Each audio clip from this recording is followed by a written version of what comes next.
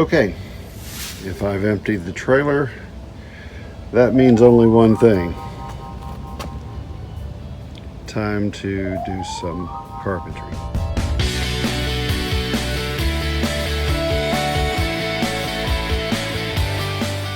Alright, I have removed all the screws, so let's take a peek and see exactly what we've got here.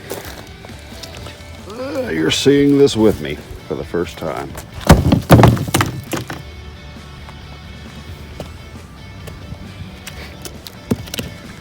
I guess I'm very fortunate there's nothing crawling out of there. Alright, well, let's dig deeper.